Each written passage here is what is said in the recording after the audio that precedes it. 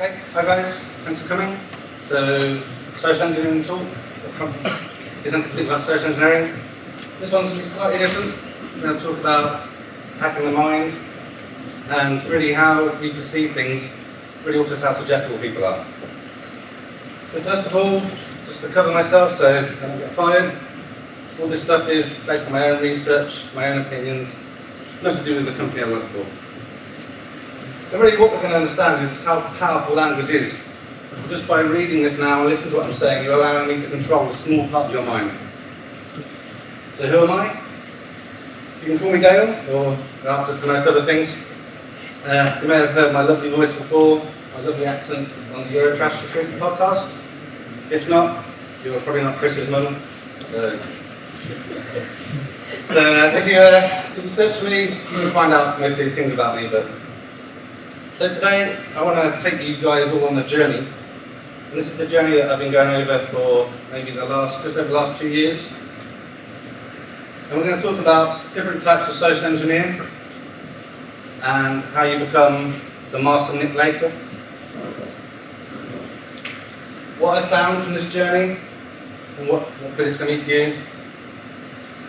Really what this means to you, what you can do, code injection, how you can manipulate someone. Talk a bit about when does this stuff work. So I ask you all to try and keep an open mind, and you're probably going to be hearing some of this and thinking, bullshit, that's crap. And I encourage you to think that. What I encourage you is just to listen, keep an open mind, and maybe research these things more in your own time, and really try it out. And then of course, talk about the ethics of some of this stuff, some of it's a bit controversial, and what you can do to hopefully protect yourself from some of these manipulation techniques, and then what you can do moving forward. So, kicking it off, types of social engineer. So in my job, I do social engineering and I also hire social engineers, and it's like most of you, some of these guys really aren't very good. So just so we're all on the same page, this is the Wikipedia definition of what social engineering is, and it talks about basically you're a liar. And I discussed this at GroupOn with Chris earlier on this year. And lots of the social engineers we meet, yes, they are liars. But are the good ones really lying, or is it really reality what they're putting across? And some of the stories we hear about how they break into buildings, steal stuff, and how they got Jedi powers. No, I'm not the person you're looking for. So we're going to explore that a little bit. So I think there's basically 5 types of social engineering. The first one, the opportunist, the sexy chick. Sex sells, we all know that. So if she asks you to do something, you're probably going to do it. But basically, this opportunist social engineer, they're probably quite an attractive man or woman. They've not really done this sort of stuff before, so they're not trained, it's a first timer. And basically, if you challenge this type of person, they're just going to run away. Second type, a naturally confident guy or girl.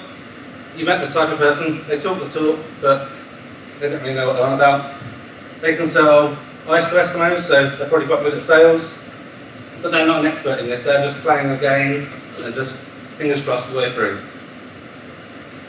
Then we get to what I say is probably the more common social engineer, the professional, so they probably work at a reasonable level in InfoSec. They've got a structured process of how they're going to go in, what their pretext is, who they're pretending to be, and they've got some knowledge, but the main thing here is now they're starting not to live the lie, it is more of a reality, but still it's an art. They don't really know why things work, they just know, oh, I normally say this and this happens, or I do this and that happens, but they don't really know why.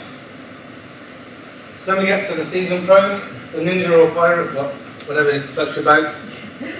But basically this kind of guy, he's got a repeatable process, he does this every day, he knows when he says a certain thing or he shows a certain badge, wears a certain t-shirt, things happen. He's got experience. And when someone challenges him, he doesn't wet his pants and run away. He's got an idea of how he's going to handle that confrontation, and he's passionate. But one of the problems with this type of social engineer, which is probably most common with social engineers we meet, that are these elitist guys that know everything, there's nothing else to learn. They are the master social engineer as far as they're concerned. So, talk about these other 4 types. You've got me thinking, what does it take to be the best type of social engineer? How can you kind of increase your chances of always getting the information you want, how always bypassing controls? So we came up with this idea of this Master Manipulator. And what's different about this guy is he really understands how and why things happen. So when he asks for information in a certain way and he gets it, he knows why it's happening, what the process is happening in the mind. The guy's got a game plan, so it's not just, oh, I'll try this and I hope this will happen, and if it doesn't work, shit, I run away. They're a bit like a magician, hence the magic part is that when you perform a magic trick, the spectator sees A, B, and C. But really the magician has A, A1, A2, B, B3, has multiple processes, multiple outs to get to their end result. And the Master Manipulator has that ability.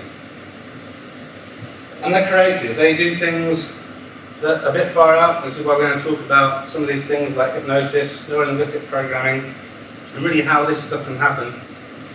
But one of the negative sides of a Master Manipulator, they're a bit cocky, so they get a bit carried away. They know there's a process, but sometimes they even skip their own processes. So, how do we become the Master Manipulator? Any of you guys familiar with Darren Brown? Yeah? Okay. So, he's a cool guy, and he's why I consider one of the Master Manipulators. He's honest about his dishonesty, and he uses all different things for illusion to manipulate people. So like any good hacker, we need a good tool. So the best tool is our own mind. We all know how powerful and how much processing power our brain has, but like most things, it's vulnerable. So the key thing to understand here as we go through this talk is I explain to you just at a high level how your brain's working when we're trying to manipulate you. So you've got your limbic system, and this is what they call the old part of the brain. So this controls your fight or flight mechanisms. You're probably all aware of this, whether you're going to run away or put up a fight. Then we've got the subconscious, and this is really the powerhouse of your mind. So every second, even now, your brain is taking in 11 million pieces of information a second. So that's a lot of information. But the really interesting thing is only 16 to 40 pieces of that information form your reality. So all this other stuff is all in the back there somewhere to be called upon. Your reality is based on these 16 to 40 pieces of information that your subconscious mind has prioritised as being important. So that's one of the really things to hang on to when we go through this talk. Then we have our own firewall. We all love firewalls because they make us safe. But like firewalls in tech, it doesn't quite do what it says on the tin. So we've got this thing called the critical factor. And what this does is, this is what controls and prioritises the information from our subconscious to our conscious mind. And the idea is it stops us getting screwed over. So when someone's trying to manipulate us, we've got all these red flags and barriers coming up saying, no, no, no, no. But then we look at some of these techniques as to how we can bypass that critical factor.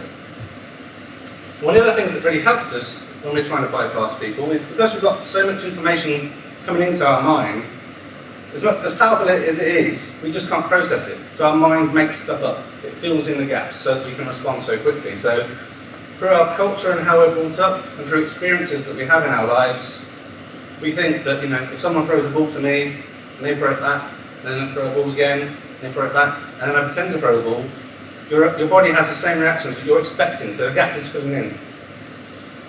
Another thing is, mind's negatives are really positives. We can't process a negative is the way we think about it. So, if I say to you, I don't want you to think of a chocolate keyboard.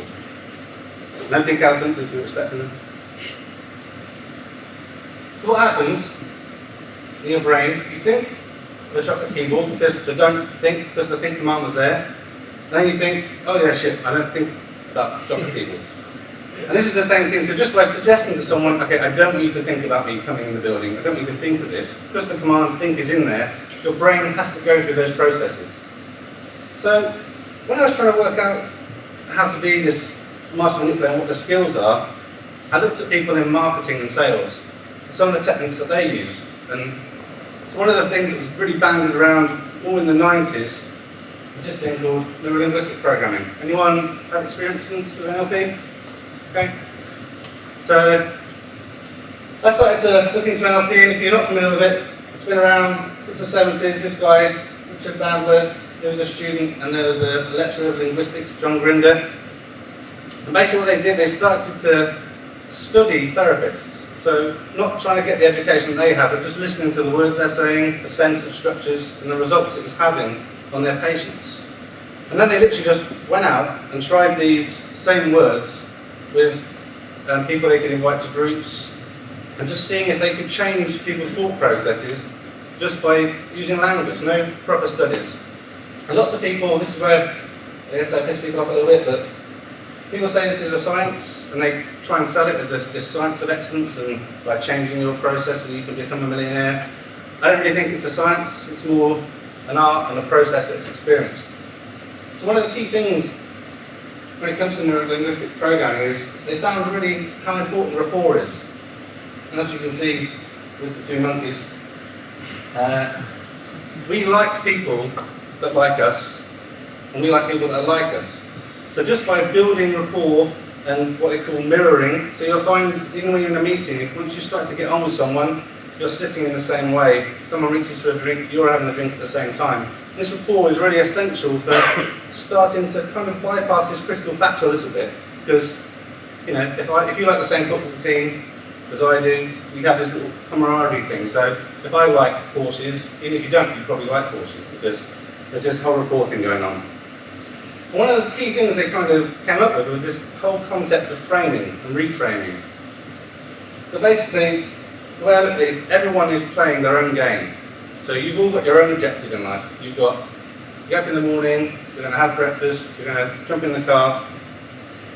And so to manipulate people and make change in this therapeutic setting, what they do is reframing. So start to use key words, key sentences to change the game you're playing into the game that we're looking for. And these can be just as simple things as if you're standing with your legs apart, if I just ask you to stand with your legs together, I've started to change your game into what I want to do. I've started to manipulate you. And just those small changes can really make a big impact. One of the things that they found is getting feedback is really important. So asking people what they're experiencing, what emotions they're having, what thought processes they are, and then they can utilise the mind's own thought processes. So a simple example of this, I did some work with someone a couple of months ago who wanted to be more confident when talking to groups. And so I would think just as simple as just trying to tell them that they'll be more confident would help. But in their mind, being more confident was going to be like a tree. Being rooted and confident, everything just flying past. So it just shows that if we don't have feedback, we make assumptions. If we try and manipulate people based on how we think that the game is playing, we're not going to be as successful. So I studied NLP and read about it, went on a few courses, but I started to run into some problems and get disappointed. Because these guys, even though I think NLP to some people is quite a far out process, I was talking about how we could possibly use this for social engineering. And some of these guys, it's like there is a Bible according to Bandit. If you are breaking these 10 commandments, then you're evil, we don't want to speak to you. And so I was coming up with things saying, I've tried this out, and it's worked in a certain way, and I tried something else and it didn't work, and they were like, oh, you just must be doing it wrong. There was no process for discussion. So I kind of found these guys then just become hypocrites to some extent and didn't want to challenge themselves, or challenge their ways of thinking. But in one of the last meetings I was at, I met this guy and I was talking about social engineering, and he thought, oh, it was really cool. And he said, wouldn't it be amazing if you could just walk up to someone, click your fingers, and say, give me your password. And they would give you your password. And I was like, yeah, right, okay. And he's like, no, seriously, I've been studying hypnosis. This is really cool. Imagine if you could use hypnosis to click your fingers and have someone say your password. And I was like, yeah, but I've seen hypnosis on the telly, it's just crap. You can't make someone go to sleep, all these simple things. But the same as NLP, when I first heard about NLP, I thought that was rubbish. And through the study, I realised it has got benefits. There are processes, and just that sense of a positive mental attitude can make a big difference. So I thought, okay, let's look into hypnosis. So, anyone experienced hypnosis? Okay? Every single one of you has experienced hypnosis. Guaranteed. So, hypnosis to lots of people, because we see it on the TV, is just eyes closed and you're asleep and you're out of control of your body. But if ever you've been sat in a room and you find yourself daydreaming and all of a sudden, oh, I just went off for a minute there, that is what hypnosis is. if when you're driving to work you leave your house and all of a sudden you're at the meeting room and you think, shit, how did I get here? That is what hypnosis is. It's just your subconscious mind is doing its own thing and just not passing this information across to your conscious mind because it's not important. It keeps you driving, it stops you crashing. So basically, hypnosis has been around since mankind existed. This is how our brain works. But really, it wasn't until the early 1840s that people started to give a name for it. I guess as the Western world started to look into how, I guess, some of the ancient people were using some of these suggestions. And there's a guy called James Baird, who was a surgeon in Scotland, that came up with this neurohypnotism, nervous sleep. Which I guess is also why people think it is this sense of sleeping. When you're hypnotising someone, you do say sleep, going deeper and deeper, but no one's going anywhere, no one's sleeping, you're just exactly where you were. What it really is just a focused state of attention, is that you're prioritising all this information into your subconscious mind to focus on how your reality is going to be. One of the amazing things about hypnosis and why it can be good for any sort of manipulation is we really talk about things in a vague way. So when we're saying that your arm is going to levitate, we don't necessarily say, oh, your arm is going to levitate right now. Maybe now or maybe in a moment your arm will start to rise on a cushion of air. So it's an ambiguous term. We're not saying it's definitely going to happen, but we're not saying it's not going to happen. We just let the mind make its own mind up. As we said earlier, the mind likes to fill in gaps. So if we can deliver content in a certain way, our mind will fill in the gaps to give the reality or the suggestion that we're looking for. So I start to read all these hypnosis books, and I'm still thinking, shit. So I started to do a bit more research, and I found out that this guy called Dave Ellman, and he wrote one of the first sort of books on hypnosis. He was actually a radio presenter, but what he was really known for in the hypnosis world was he wrote this medical book of hypnosis. And one of the things that I first read that really amazed me was there was apparently a guy who had a heart transplant just under hypnosis because he was allergic to anaesthetics. So using hypnosis, they were able to do this heart transplant. And that sounds a bit wacky and far out, and I completely agree. And there are certain people say that because you really can't sense stuff, feel things, you've got your nerves inside your body, that once your skin is cut open, that's really the most painful part. So it's not really that far out. If you know anything about hypnosis, you would have heard of this guy called Milton Erickson. And I guess he is one of the, some say controversial, but he's one of the most well-known hypnotists. And people talk about when they went to see him in therapy, he would just literally tell you a story, and you would come out changed, and he would suggest you in the story process. Milton Erickson is one of the guys that the NLP guys studied as part of their process of coming up with NLP. So it's not surprising that when we look at NLP, there are a lot of hypnotic suggestions and hypnotic processes in there. And really this is what it all comes down to. This is all just language. It's not some special magic trick. So I'm reading Milton Erickson's stuff, and I'm trying to hypnotise people. It's not working. I try to pick my fingers and go to sleep, and people are like, no. And I'm thinking, see, I'm right. And I told this guy this is just shit. This doesn't work. But I'm thinking, okay, let me just see if there's anyone closer to home for me that I can do some of this stuff on. So I started to look into hypnotists in the UK, and I came across this guy called Anthony Jacquin. He's based probably 50 miles from where I live. And just at the time, it was about probably 18 months ago, around that time, he released this book called Reality is Plastic. And I thought this book was self-published. I think it was like £20, £25, so really cheap. And even though I'd completely given up on the process, I thought, right, I'll buy this book. Basically, his process is all about not hypnosis that we hear about from hypnotherapy, where you come and lay on a couch for an hour and I talk softly to you and you close your eyes and you dream away. He was really about the hypnosis where literally seconds to minutes someone is in a very suggestible state. And I thought, this is what I'm looking for. So I bought his book, and you're reading it, and it just sounds too simple. How can you just talk to someone and say, and as you concentrate on the words I'm saying, and you hear all these noises, and when your phone rings, yes, the more your phone rings, the more you go into hypnosis. So I read the book. I build up the courage to ask strange people if I can touch them. Guess what? Still doesn't work. So I'm like, damn! But this guy was quite close to me, and he self-published the book. When he sent me the book, he said, if you've got any questions, email me.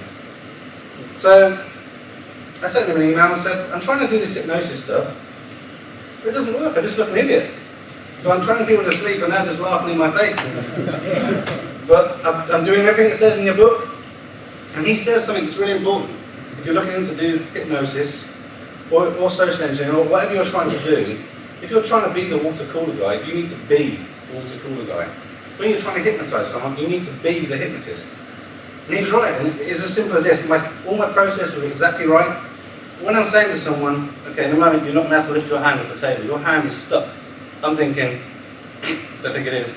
And I'm thinking, don't think it is, and then, no, it isn't. And it's just that simple thing is, as we know before about the body language, we really project how we're experiencing what we're feeling. So if we don't think we're supposed to be past the security barrier, we're going to give off those signals. We don't belong, we shouldn't be there. When you're trying to hypnotise someone, if you don't think that hand is going to stick, and if you're not 100% committed to that happening, it's not going to happen. And you're not going to deliver things in a suggestible way. So, short story is, I do some more work with him. Guess what? People are closing their eyes, going into hypnosis. And I'm like, wow. I'm still not 100% convinced.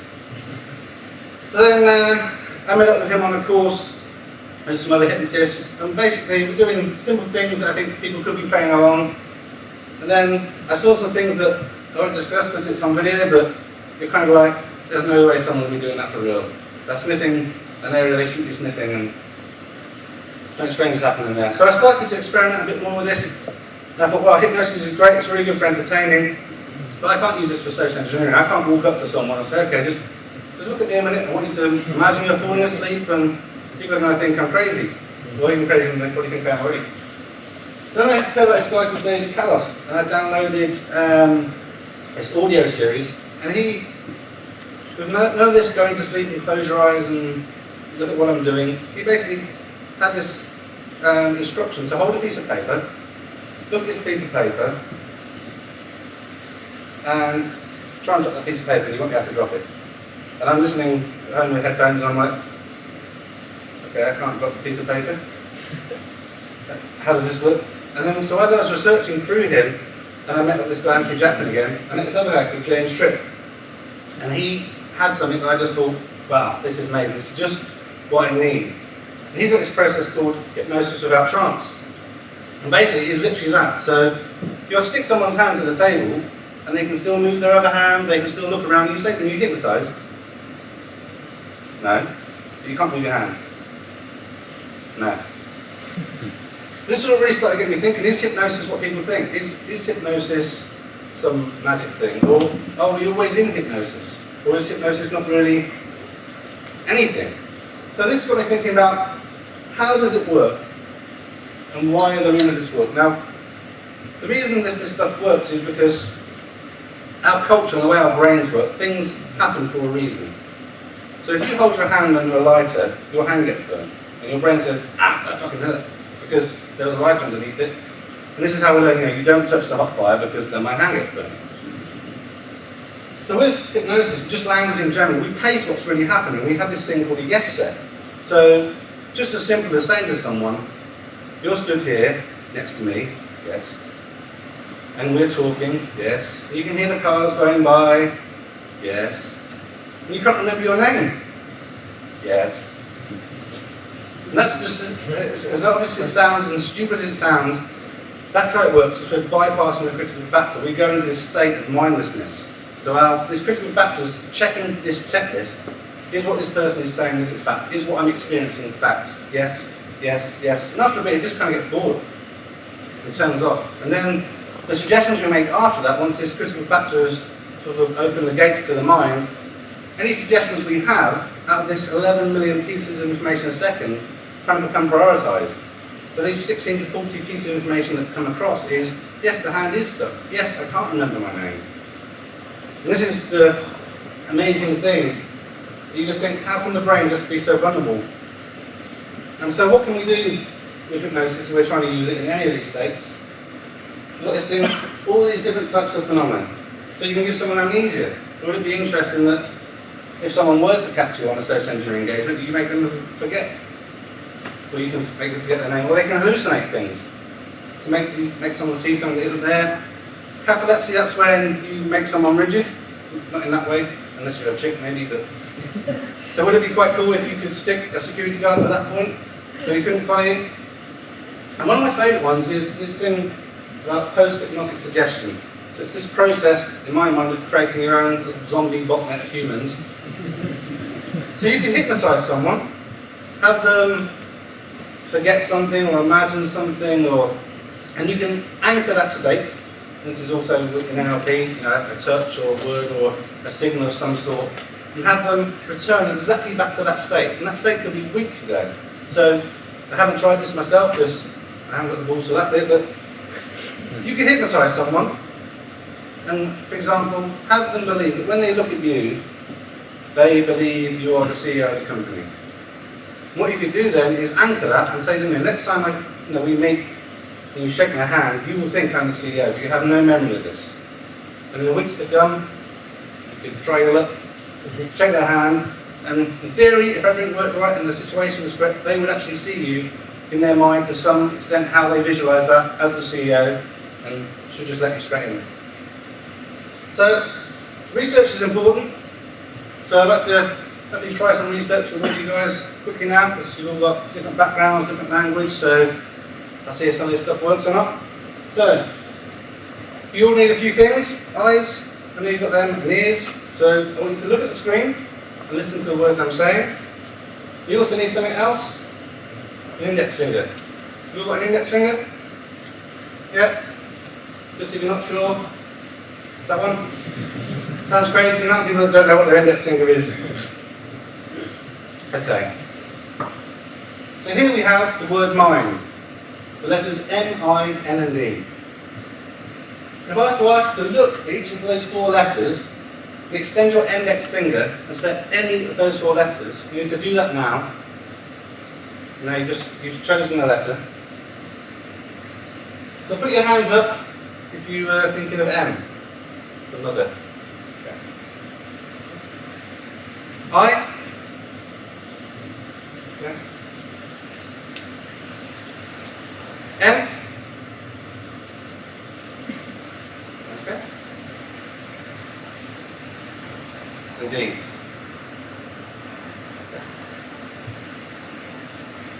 So, it was my intention to influence you to choose N. So, a little bit later, I'll get you guys, maybe in the back of your mind, think about maybe what I said or what you've seen, and then I will explain to you just simply how that works. Just a simple example of how you can prioritise that information, so when you think you're freely selecting a letter, really it's based on something I've said. So, we've been doing this journey, we discovered these things, but what have I found? So the main thing I found is big because. Everything happens for a reason. So when you're trying to sell yourself to someone and get them to believe something, there needs to be a reason behind it. You need to have this good pretext or a valid reason that they are going to believe in. And giving a reason really just shows someone you have respect for them at a subconscious level. So a good example of this is if there was a long queue for the photocopier and you just pushed into the front to make a photocopy, people are like, to the back of the queue. But if something just as simple as saying, oh no, I need to make a copy, people are like, oh, okay. They're still not 100% sure what's happening. That sign of respect and the because just creates that little moment of sort of a memory fart. You just get a bit confused and just kind of let someone go about their way, and later on you're thinking, why did I let them make a copy? It doesn't make any sense. So, a few things when you're trying to suggest someone that can get things working in your favour. The first one, like I said before, is get an agreement. If you can build up this yes set and get people agreeing with you, when you start to suggest things that really aren't true, why have they got any reason to doubt you? You build up trust. And like I said, their critical factor is starting to be broken down. So if everything else you've said is true and they've been able to verify it, even if it's, like I said, just the simplest thing that they're hearing what you're saying, once they realise that is true, you can start bypassing and getting the agreement you're looking for. Something as simple as speaking to the right ear as opposed to the left ear apparently can increase your chances, I think it's like 20% or something. Because when you're speaking to the right ear, it's the left part of your brain that processes the information. And that side of your brain isn't so analytical and logical, just sort of let things bypass. So it might be nothing, but no harm in trying. Another thing is a guy called Robert Cialdini. He does loads of research on persuasion and things. One of the things he's found is that if we ask someone a question, if I say to you, oh, you could really help me try and solve this problem, wouldn't you? And you say yes. Then you're going to stay true. There's like this thing that I must do what I said I was going to do. So if I'm asking you to help me get into the building, so I really need to change the switch and the whole world's going to fall apart and I'm going to get my ass kicked, you're kind of like, oh shit, but I said I'd help him, so maybe I should. The other thing is just going there first. This is the thing I talked about, is what you're thinking is expressed more than just the language, say, the body language and the expressions you're giving off. So if you want to see yourself, the other side of the barrier, really envisage that, make it your reality. So you're not lying. As far as you're mentally concerned, you belong over there, and everything you project is exactly the same. Another thing is sharing someone's perspective. So that everyone's different, everyone's playing their own game. So when you're trying to suggest someone to do something, or experience or see something, try and share their perspective. So stand how they're standing. Think of the mindset that they're thinking about. And don't just think that you're going to get in, know that you're going to get in. Just make that your reality. So really what I'm getting at is all these things, it all leads to language. Whether you're trying to manipulate someone, or you're just trying to do a magic trick or hypnotise someone, really, all these names, all this stuff, in my opinion now, it's just a bit of crap really. All this stuff is just language and suggestion. And if we know how to deliver things in a certain way, use certain words, get people to imagine things, get people to pretend they're experiencing something and go there and give that the cost, then we can really kind of make these things happen.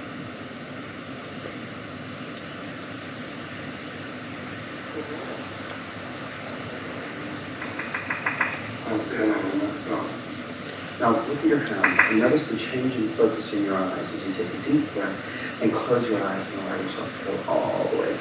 Just allow your eyes to close, let your eyes sleep now, deeper, deeper, deeper, deeper, sinking, floating, drifting down. In a moment, I'll count to 3, and on the count of 3, you'll be back in the room feeling absolutely fantastic. What's your name? Fingers. Let's go. Count 1, 2, 3, 4, 6. Okay. What's that experience now? More solid. More solid. It's like, sometimes you get up and you go somewhere to do something and it's as if you just forget the reason you're there. You don't know if you remember to forget or forget to remember. It's just as if it just slips from your mind, But it's good that I found you because now I know where it is and I can go. I can just go. Bend that. When you try and bend it, arm locked, you won't try and we'll really try and bend it. The strong leg, try and bend the arm. It's a lucky man. Not. So language is a powerful thing. So why am I boring you with all this crap and whether you believe this is possible or not possible? Well, I think it is, and I encourage you to learn some of this and try it out for yourself. Basically, like everyone in security, what does this give us? Code injection. So if we know the language, we know how the mind works, if we know how the mind processes things, we can inject our code into the mind and get the results we're looking for. So how do we go about doing this? So we need to prioritise the information. So remember, it's 11 million pieces of information, only 16 to 40 go in, so we need to make sure that what we're suggesting is in that top part of the stack. So we bring awareness, we use key words, we get people to imagine, we get people to think, we give people the cost.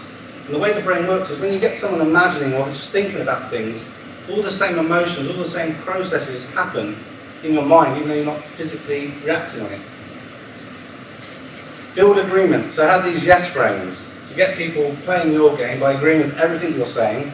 And as they're agreeing, then just pop your little suggestions in there. Make your reality what they're designing to happen. Another thing is a way of causing a pattern interrupt. So like I said before, if you were to stop someone and challenge them on why they're in the building, what they're expecting is an explanation of why you're there. So you can create a pattern interrupt by just saying something completely rubbish. So if someone says, what are you doing in the building? Oh, my wall at home is like 4 feet tall. Not like the wall outside, that's like 14 feet tall. What happens is the person's like, yeah, oh. And that kind of creates this brain fart and this pattern interrupt, and that gives you like 1 to 5 seconds opportunity where that's where the critical factor suddenly falls over from it. It's like in a reboot mode. If you start suggesting things in that small gap, you've already started to break down the barrier and having them do what you want. I know this stuff sounds like, no way, and like I said before, I completely agree with you. Just try some of this stuff out and then still decide yes or no later on. As before we can anchor these states, so by touching people, in multiple ways, by saying things or giving certain actions, we can get people to repeat this stuff later on. And again, like I said before, don't think, be, use the right body language. So, the first thing, I'm going to try and inject a code. We need to have this planned path. We don't need just A, B, C, we need A, A1, A2, A3, B1, B3, all these things. Have this pretext, have this big because, have this reason why something's going to happen. Establish rapport, make friends with the security guard, have something in common. You know, did you see the game last night? Did you see this? Oh my God, I've been doing this. Just build up this rapport, this friendship, and people like to help each other. Establish agreement and get the buy-in, so get people to agree that you're there for a certain reason and it's valid. Be the dominant person. So you know, like you see someone kicking up a shitstorm in a shop because they want a refund and they don't want to give it and they start getting arsey. Be like that, but in a more professional manner. Lead that dominance. And constantly monitor what's happening. So everyone's different. So you might be bitching at someone and that process just doesn't work. So you need to change your tack. That's why you've got these multiplicity options to get to B, not just A1 to B. So the second step.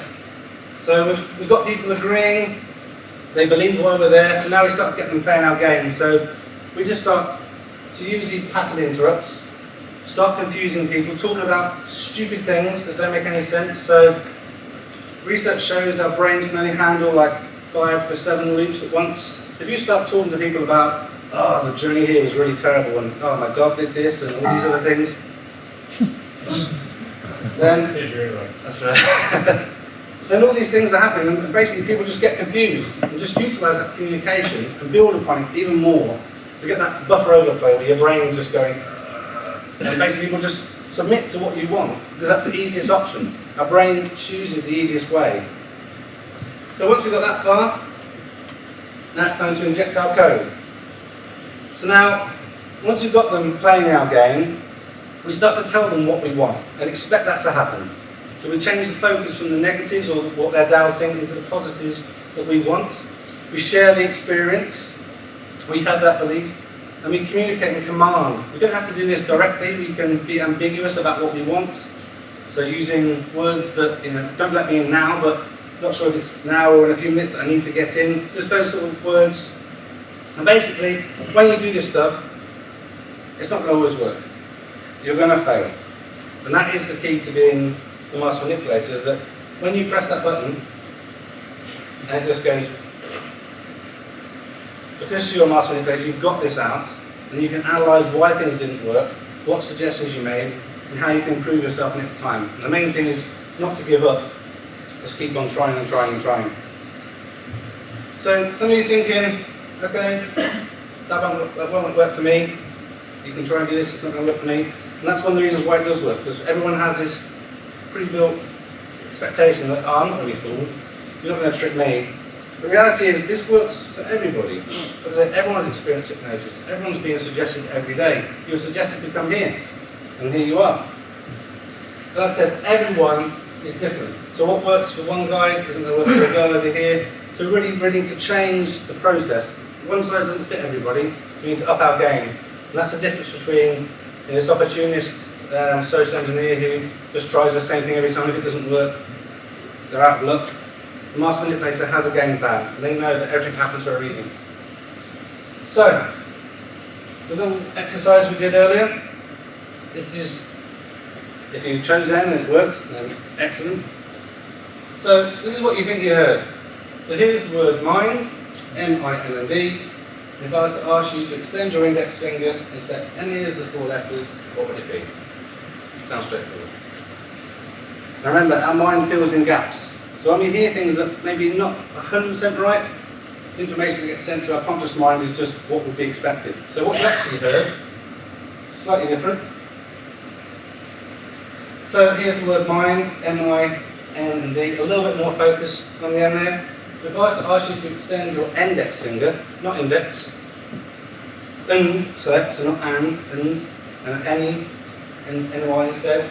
Basically what's happening here at the brain level is your subconscious mind is hearing N, passing information across your conscious mind which makes sense to it.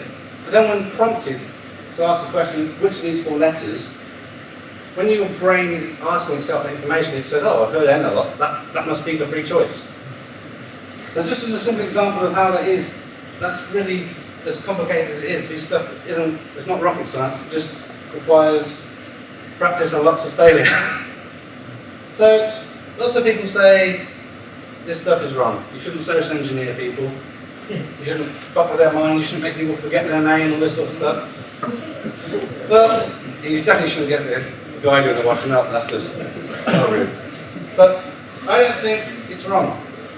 If you are a social engineer and you're doing it for the right reasons, I think it is ethical.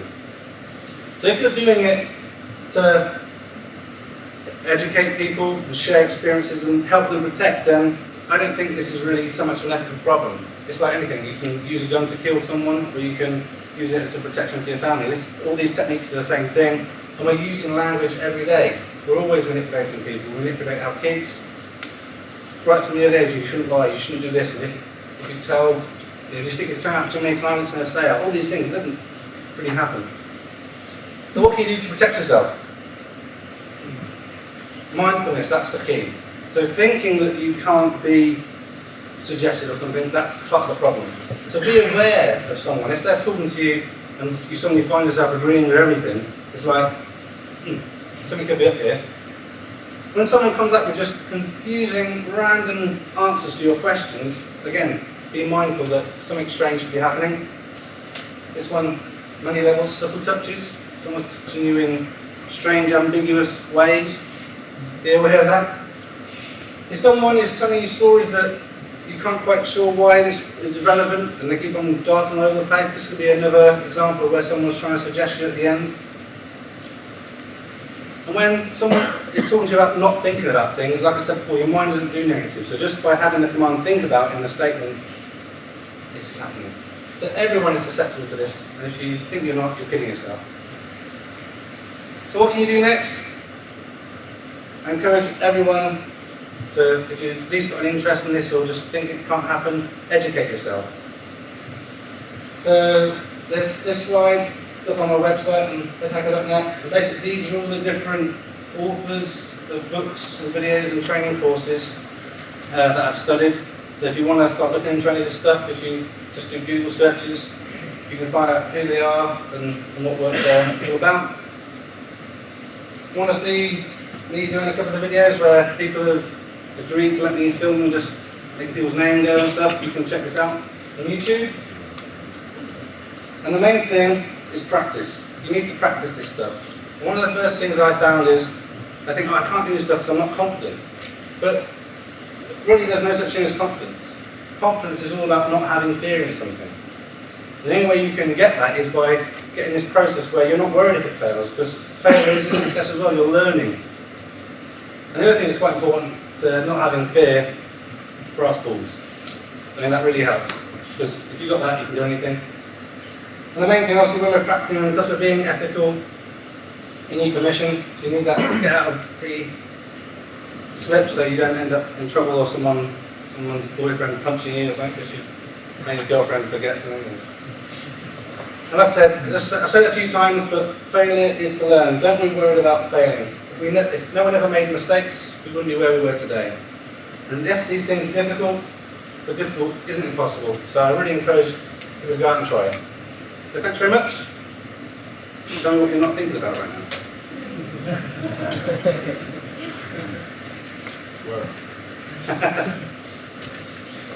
Any questions? Any questions? Just raise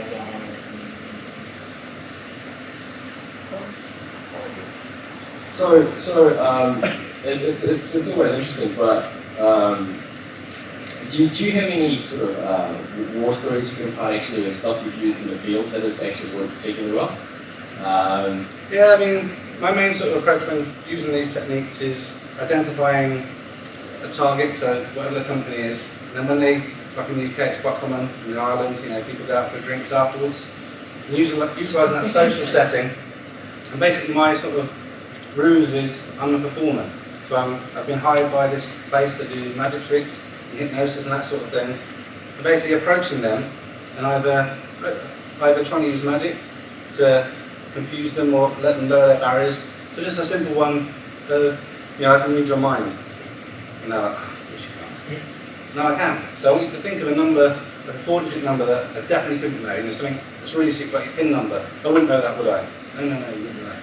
So you get them there, think about it, okay, try and send that number to me now, and then you just tell them a random number, and of course they're like, ha, you can't read my mind. The number was 2187, or something. So that's just misdirection. Another one, using hypnosis. So if someone's happy for you to do hypnosis with them, do the usual stuff, stick in a hand, make someone forget their name. And that's the thing for me. The first time I made someone forget their name is, you can make someone forget something that they've known all their life, then surely you can do anything. So there's another routine that Anthony Chapman came up with that I've used a few times called Truth and Lies. So you set this routine where you tell someone they're the biggest liar in the world. They can't say anything but lies. They love lying. You just ask them obvious questions. What size shoes have you got? 25. How many kids you got? Oh, 82. How old are you? 5. And then you say, right, okay, now you're the biggest truth teller. You can't say anything but the truth. And you ask the same questions. What size shoe are you? Size 9. How many kids you got? None. How old are you? 35. What's your password? It just builds up this process where people just, the critical factor's just gone down, so all the information just seeps out. Other questions? Does that answer your question? Yeah. Okay.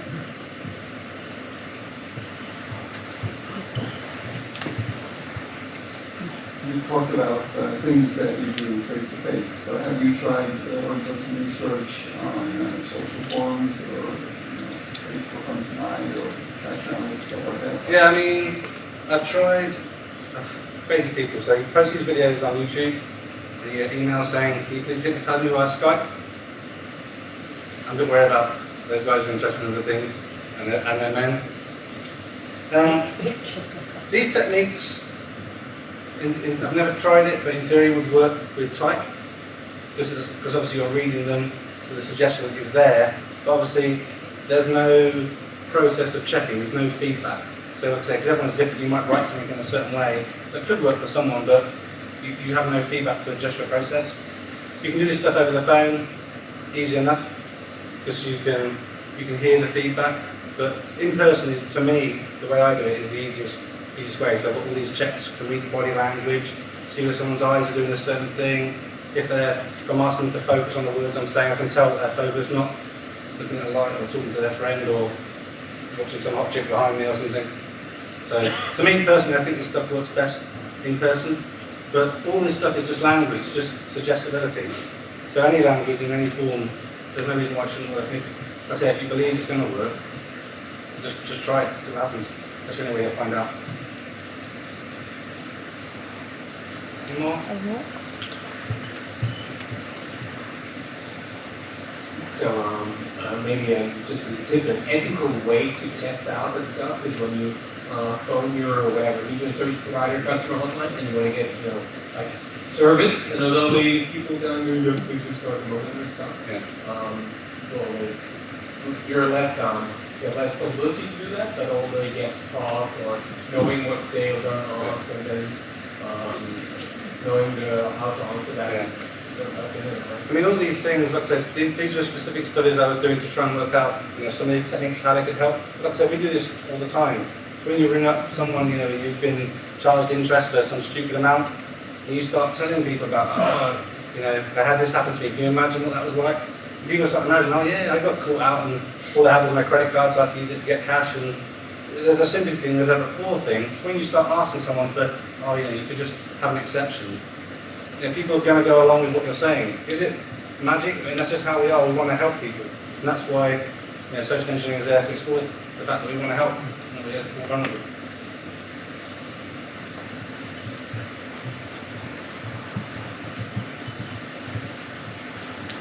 So now we know how to attack, how to defend.